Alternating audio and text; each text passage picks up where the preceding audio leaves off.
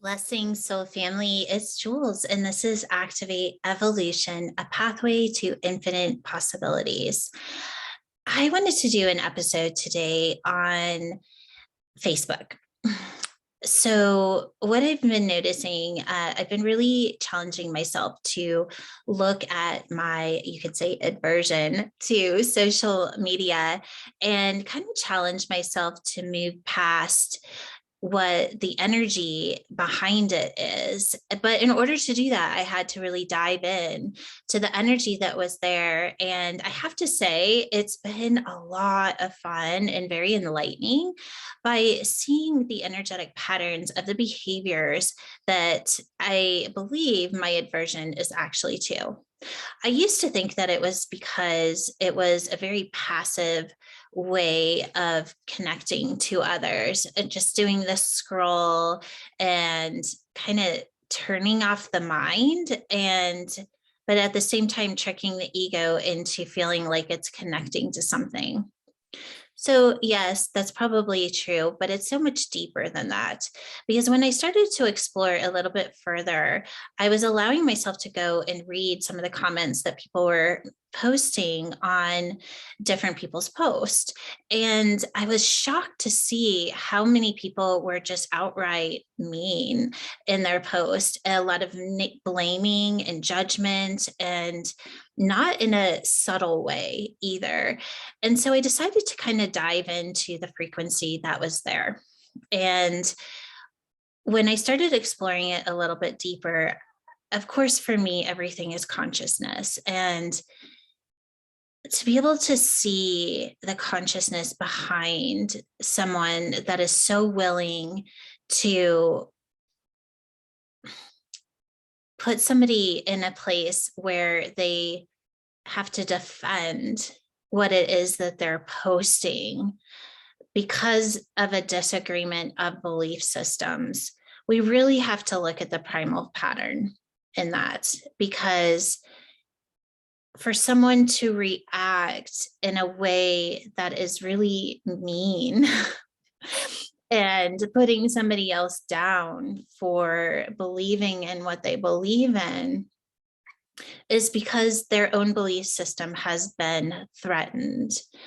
And for them to hold space for somebody else to believe something different is so threatening that they're willing to put that person in a space where they truly, I don't think I have to go into what some of these comments are. I think we all know the energy that I'm talking about. And if you don't, I challenge you to go and look at Facebook and just kind of see what some people are posting there and what some of the reactions are with that post. When I see somebody posting something that holds a belief system that is challenging others, I also think it's worth looking at that. So I'm not just talking about the people that are responding to the post, but where the post maybe is starting out to begin with. And you can really see this in political posts, because the person needs other people to see the way they view the political, whatever it is, whatever's going on. I'm not going to define it here. You all know what I'm talking about. And they're inviting people to come in and quote unquote agree with them or disagree with them so that they can challenge what it is that they believe. But if somebody is posting something because they want other people to agree with them, again, we have to look at the primal pattern behind that, because if it is only when you have other people that are backing up your belief system to strengthen what it is that you believe in, I would question whether or not the belief system is coming from a place where you actually connected to the heart and came to a place of that divine yes, and then created a belief around it in order to create a reality that is in evolution. When we create belief systems around limitations or around primal response, we're really putting ourselves in a box. And then when that box is threatened, we react in primal response. So, what I would like to invite you into is looking at not just your Facebook post, but maybe with some belief systems that you have created that are being held in a box, that when threatened, you respond with primal response: fight, flight, or freeze. The other space, as I continued to sit in this space, I was actually a little bit shocked at how many people are living from this space. And I'm going to say a big majority of those people are people that are saying that they're spiritual. That's why I want to invite you into the space of seeing this totally from the outside, and then being able to look at whether or not you're holding a place like this. I had to really sit and see where I was holding this pattern. Because I was seeing it, I knew it was a pattern that I was still holding. And what I realized is that part of me that I used to keep small was afraid of being prosecuted by people that didn't believe what I believed. Because I've been on this journey and I've been practicing all of the tools that I teach you, I have gotten to a place where prosecution is no longer a fear of mine. If anything, bring it on, because I'm only going to get stronger. Because I know what I believe comes from my heart space. And that heart space is in the expression of the divine technology that I have plugged in to universal guidance. If somebody wants to tell me that what I believe isn't true, I hold space for that. I don't need you to believe what I believe.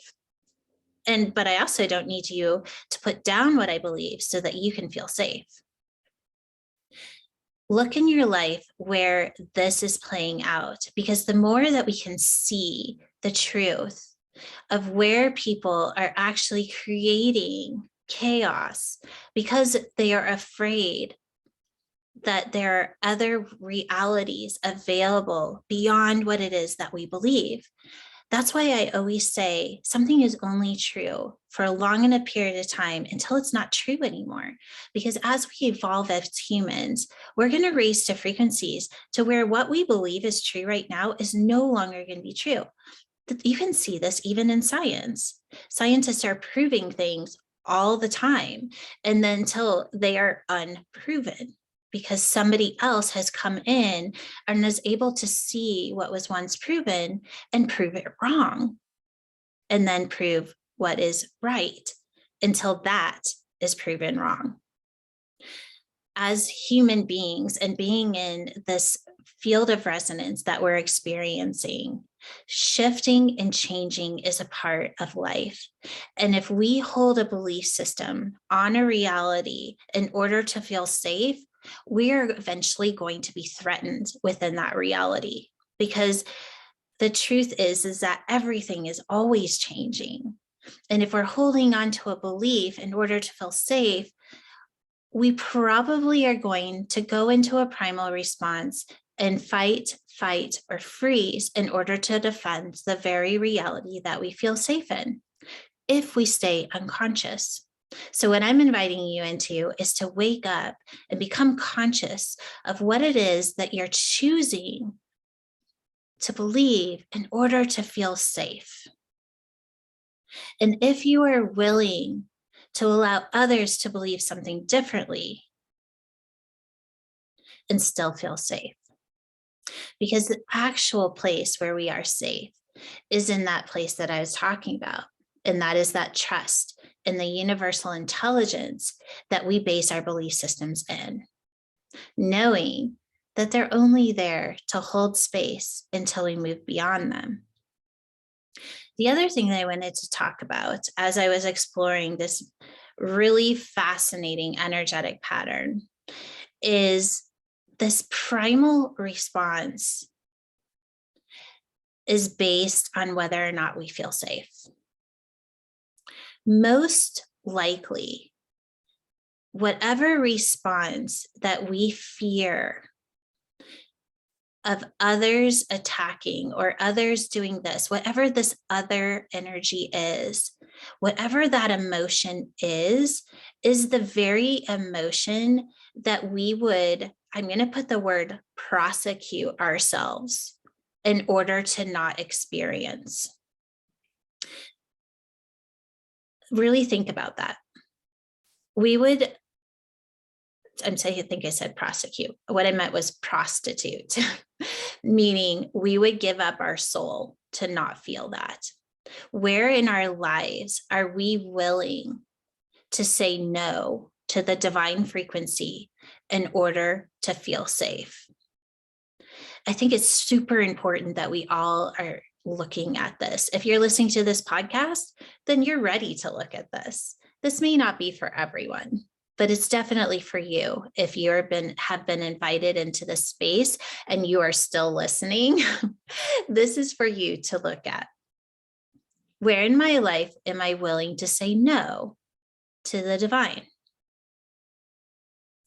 Are you willing to put your heart out on the line? Are you willing to challenge other people's beliefs by being true to your own? For me, I'm going to say yes to this because I know what it is to say no. And to say no to holding the truth of what I know I believe in my heart space is like prostituting. It's the same energy. They say that prostitute is an archetype, and it's an archetype that we use when we are trying to manipulate energy in any way. So where are you prostituting yourself in order to get love, attention? It's something to think about. Okay, so there's one more thing I wanted to talk about in this really amazing space where I have just really played in Facebook. Like, who knew there would be so much information there to look at? And that was the space of triggering emotion. When I was reading through some of these Facebook posts, I immediately noticed some of the emotion that was coming up in me, knowing that it wasn't my own emotion that I was feeling because I didn't have any attachment to what it is that was being said. And because of that, I was able to go into the energetic pattern that was being held in the emotion of what was being said in these different posts. So, of course, some of the posts were about negative things and it was creating a negative emotion, but there were some that were really beautiful. But what I realized is that both of them were creating triggers in order to feel emotion. And I could have stopped right there and just been like, all right, so we connect through emotion. But then what I realized is that when we're connecting through emotion, we're actually connecting through our programming. Because an emotion is connected to a program that creates a chemical response in the body. Feeling is different. Feeling is the knowing. Feeling is a frequency. Emotion is a chemical. So what I realized is that when we have that sensation of being alive, when we are triggered emotionally, whether it's love, and we're in that chemical response of love, and it makes us feel alive, we're still in primal response. Because the frequency of feeling alive is not a chemical. So as you're surfing through Facebook and you get triggered emotionally, I just want to challenge you to sit with that for just a little bit and identify what program is behind that. Is it the program that needs to have emotion in order to feel alive? Is it the program that needs to feel anger in order to feel heard? What is the chemical connected to? What is the emotion actually coming from? And if we all really sat with it for just a little bit, I think we would self-discover in ways that maybe we haven't thought of before. So emotion is connected to a program that releases a chemical in the body to give us whatever that emotion is. A feeling is not based on a program. It is a frequency that we can identify what that frequency is. We know the frequency of love, the frequency of joy. You could even say the frequency of anger. But that frequency doesn't have a judgment or a program connected to the ego's experience of the past based on what it is being felt. It is just information for us to create choice around. Emotion is based in primal response. So sit with that, digest it, have a lot of fun with it, because then when it all comes down to it, this is what ascension is about. It's about having fun. It's about having fun exploring ourselves and what we have created around the different belief systems that we either are or are not believing in. But I challenge you to just take a few moments and see where maybe you are creating belief systems that are creating boundaries that are maybe being threatened, and how you're responding to those threats. Because if we're not responding from love, it's up to us to really look at that. Let's bring it back to love, you guys. Everybody gets to have their own experience of reality. It doesn't mean you have to agree with it, but it doesn't give us the right to threaten it. I love you so very much and have a lot of fun surfing through Facebook. And until we meet again, go and live to your highest potential.